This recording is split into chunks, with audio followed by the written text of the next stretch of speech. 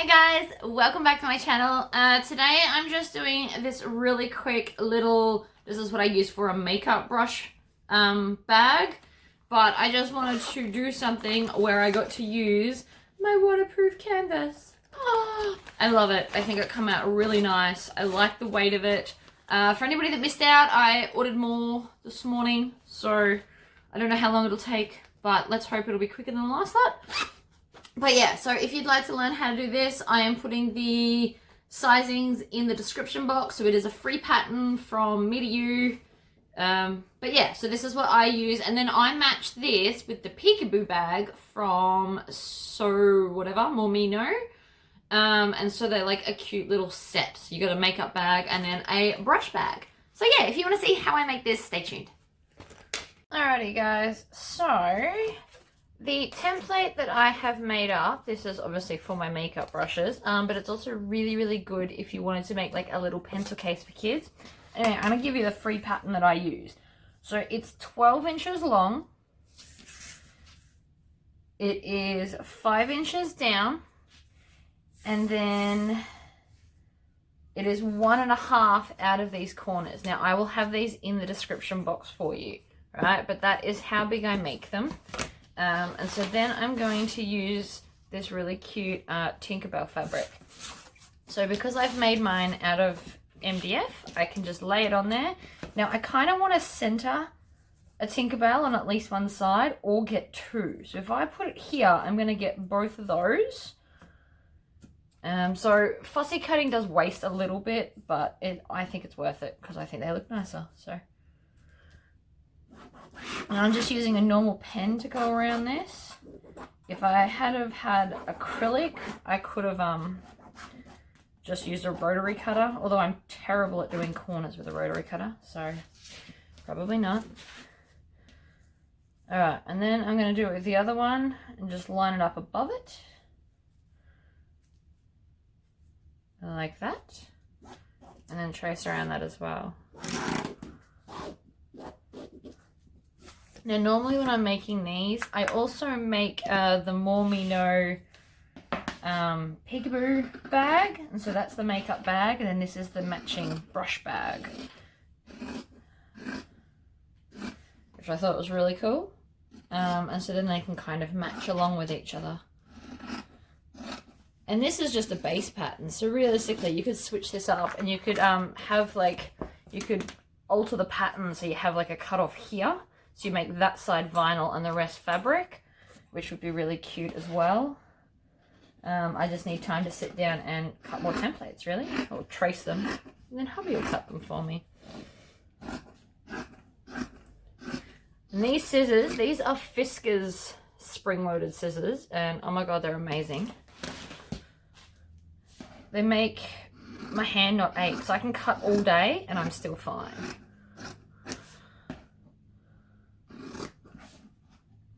So anyway, cut all of that out, and then I'm going to cut out my waterproof canvas as well. So for today I'm using purple, because I kept myself a little bit of purple. So I'm just going to trace it onto the back in case I mess up at all, which I doubt that I will, but you just never know.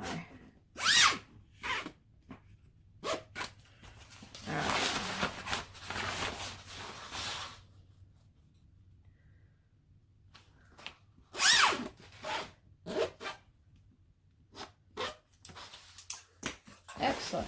Grab my scissors and cut this out as well. I'm really loving this. So it's not too thick and not too thin, and that's why I got this thickness.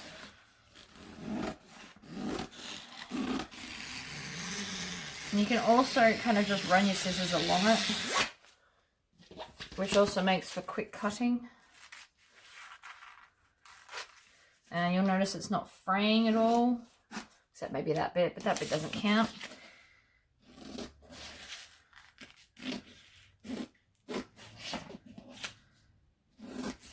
And voila, all cut out.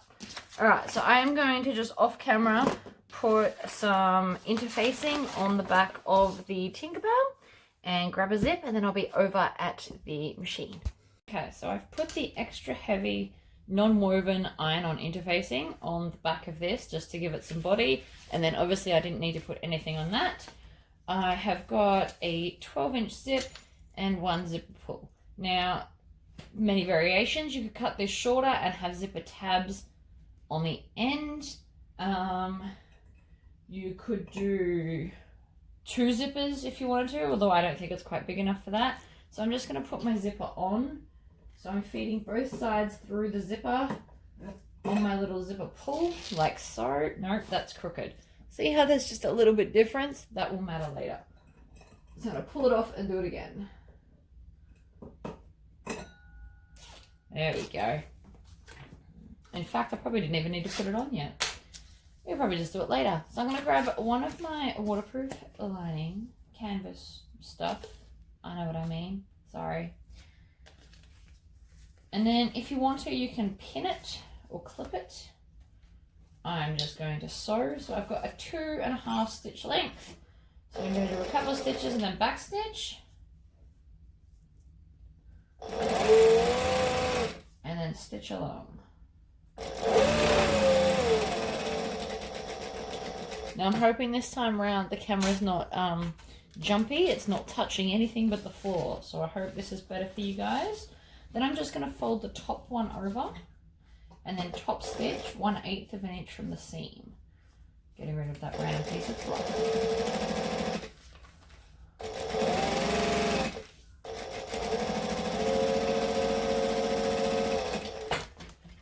I'm also deliberately sewing slower so that it won't make the camera jump for you guys. So that's one side. Beautifully in. I do love this canvas. I have already purchased another lot. Just not of the colours that weren't popular, which is fine. So I'm getting a little bit more of everything. For those that missed out, don't feel saddened because I'm getting more.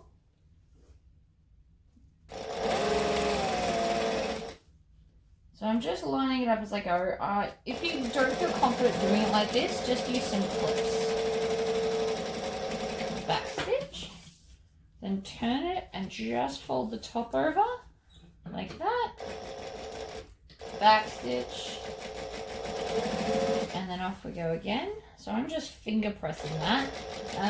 If you don't have strong hands or you don't like that, you can actually iron this down.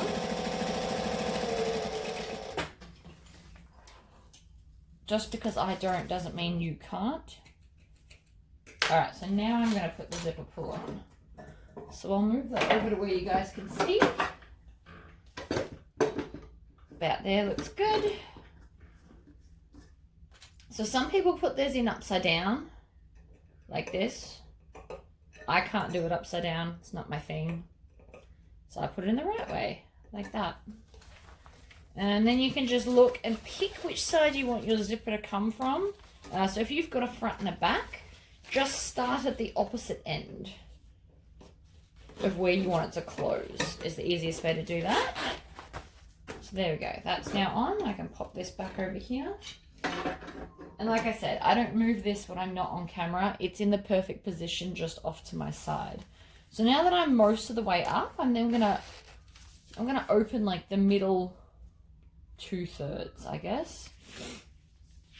And so then this is when you can definitely use some Wonder clips. My bowl's empty because I'm actually halfway through an order. But I thought I'd do this for you guys, just to show you the waterproof canvas. Everyone that ordered last night after I left the sewing room, I will be doing those and making those up for you after this video, actually.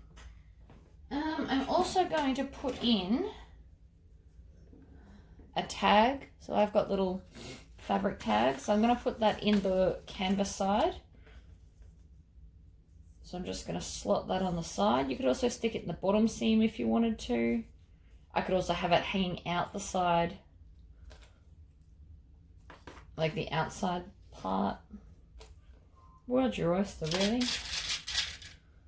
Anyway, and I put all the clips on and then I can just sew all the way around that I need to. So I'm just lining up the edges on the corner. Oops, throwing clips away.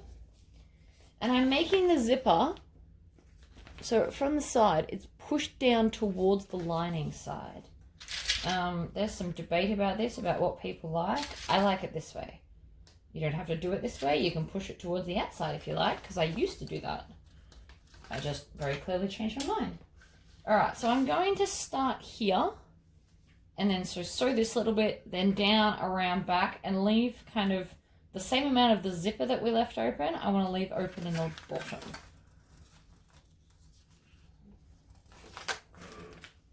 I also want this to line up, so I'm going to chuck a clip in so it stops shifting on me.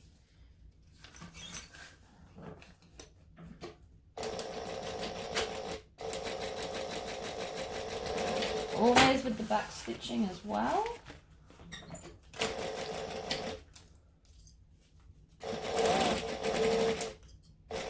And then to go over the zip, sometimes you need to just give it a little bit of help. So you'll notice that I lifted my foot up.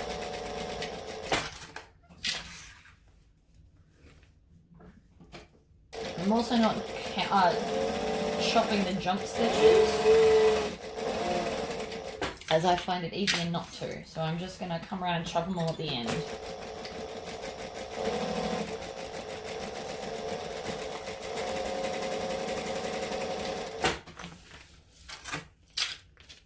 Alright, then it's just this last one here. Line it up, under it goes. Now, the bigger the gap you leave, the easier it is to turn, but it's also the more you have to stitch up later. So try and find like a nice balance.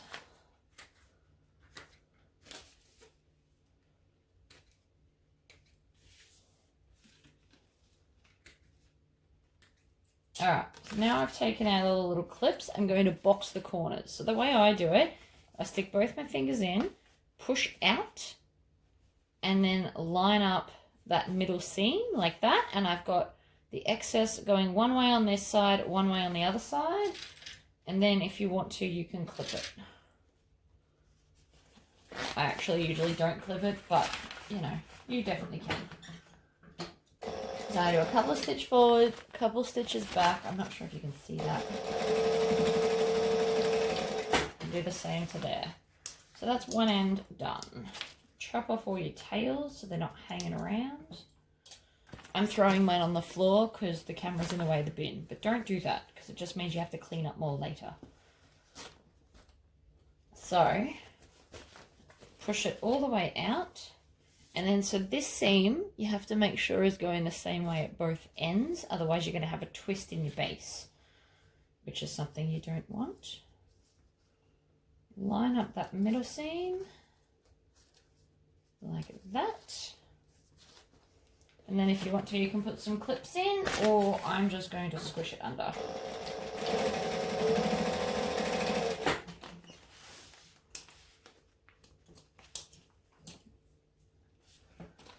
Alright, so then the lining, I'm going to do the same again. So you want to make sure that this seam's going the right way now. Sorry, so from there across, so that one's going to go that way. If you do all of this, they should all line up wonderfully. It's just going to make everything sit that little bit flatter.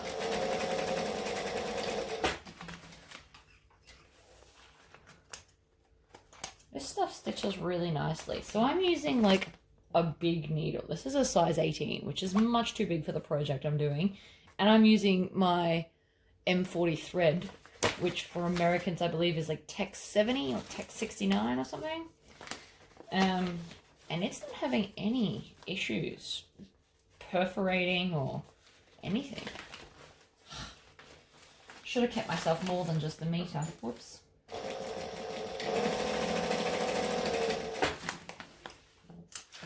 Okay.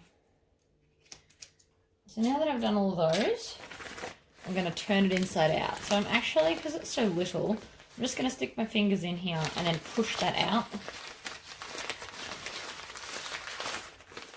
It's a very easy bag to turn. And then I want my flute cleaner so that I can properly kind of push out all of those edges and sides and corners to make sure everything's going to sit nice. I also want to stick it up in this corner. See how nice the zip sits? Because I pushed it the way I did. And then same with the other side. Push all of those out. Everything's lining up beautifully. So then I'm just going to stitch this part shut. So I do still push out my corners just to make sure that I have actually sewn them correctly, which I have. But there's been times off camera where I haven't. It's a thing. And so then I'm just going to fold this down and pinch it. And then kind of score it with my finger. So it's going to sit where I want. Like that. And then I'm just going to stitch along that bottom edge. Now, if you like hand stitching will make it look even more invisible. I'm not big on the hand stitching though.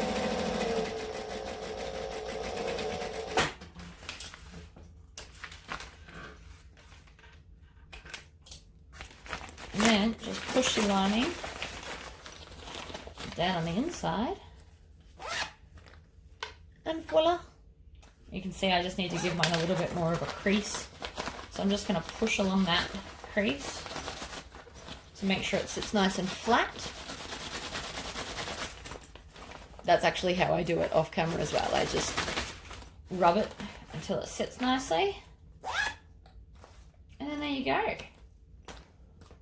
One quick little project. I'm not sure how long this video went, but the sewing part only took 12 minutes. So super fun, super quick, and you can do lots of cool, crazy stuff with it. Yeah, so I hope that was informative for you, and I will see you all for the next tutorial. Bye, guys!